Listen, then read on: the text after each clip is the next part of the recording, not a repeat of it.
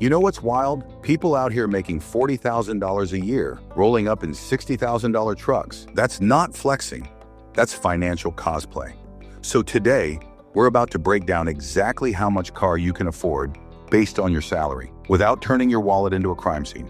Let's get into it. The 24th 10th rule, your golden ratio for car buying.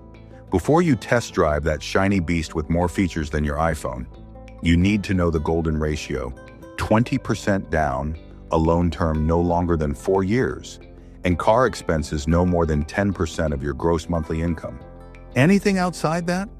You're not buying a car, you're buying debt in disguise. So let's walk that rule down your actual paycheck, because your salary's about to humble your dream ride real quick. If you make $30,000 a year, reality check time.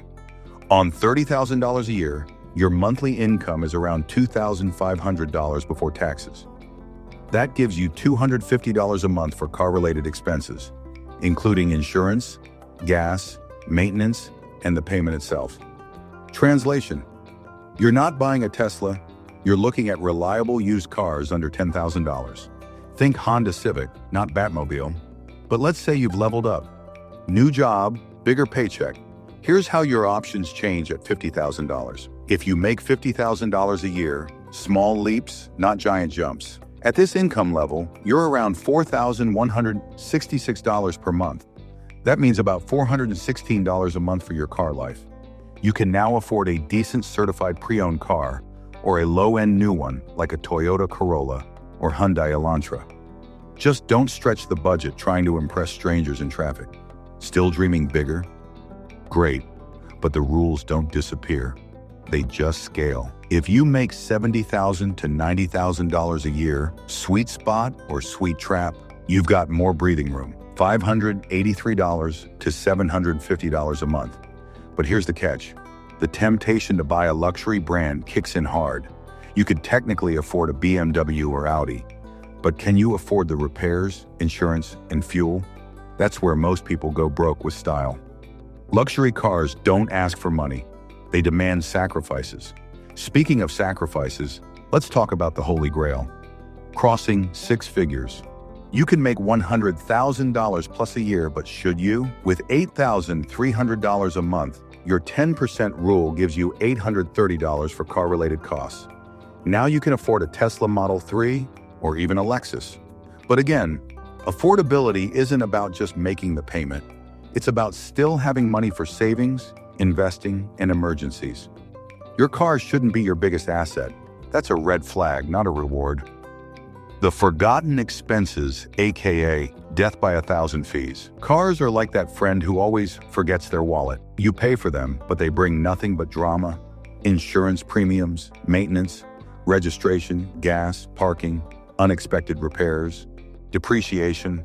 All that adds up. That sweet $400 car payment might actually be costing you $800 plus a month. Let's rewind. You can afford a car, but should you even buy one in the first place? Lease, buy, or go car free? The modern dilemma. Leasing is like dating someone expensive. You enjoy it, but you own nothing at the end.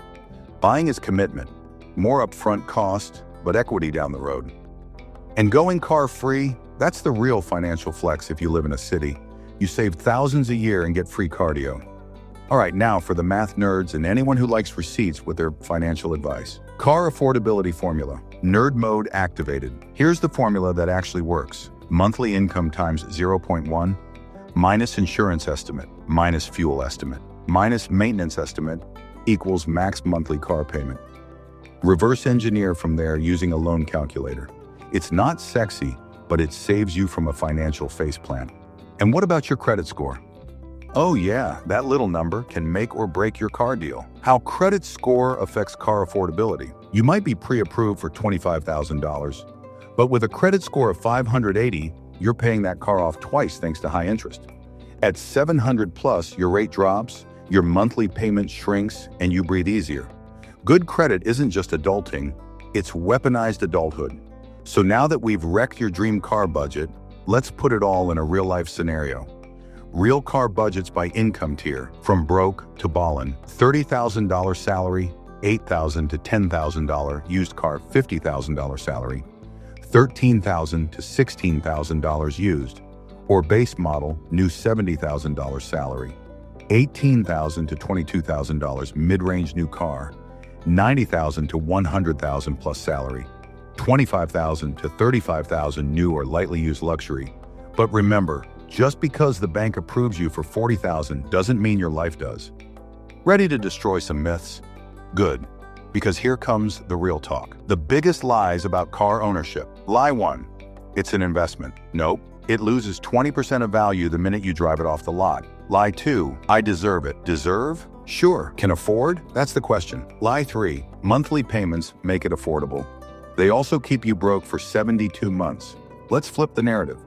What if your car actually helped you build wealth? The Smart Car Owner's Playbook. Buy reliable, used, and under budget. Pay it off early. Invest what you save. Use apps to track gas and mileage. Get quotes for insurance. Keep an emergency fund. Drive that car till the wheels fall off or until your investment portfolio can buy you a new one in cash. But hey, maybe you're still not convinced. Let's break this down with some cold, hard truths. The broke flex epidemic. People buying $50,000 cars with $0 in savings is a pandemic. Your car should never be worth more than your investments. If your driveway looks richer than your brokerage account, you've got the priorities of a reality show contestant, not a wealth builder. Let's talk exit strategy, because even a bad decision can be corrected. How to fix a bad car decision. Upside down on your loan, refinance or downsize. Paying too much, sell it and buy down. Trapped in a lease? Negotiate an early exit or transfer. There's no shame in pivoting. Staying broke just to save face is the most expensive pride you'll ever buy. Let's summarize this before Stickman drives us into the CTA. Cars are tools, not trophies. If you can't buy it twice, you can't afford it. Buy less, drive more, and let your money move faster than your car ever will. Treat your ride like a side character, not the whole story. So how much car can you really afford? Turns out it's probably a lot less than what most people are driving. Buying a car isn't just about whether you can make the monthly payment. It's about whether that payment fits into a sustainable financial life.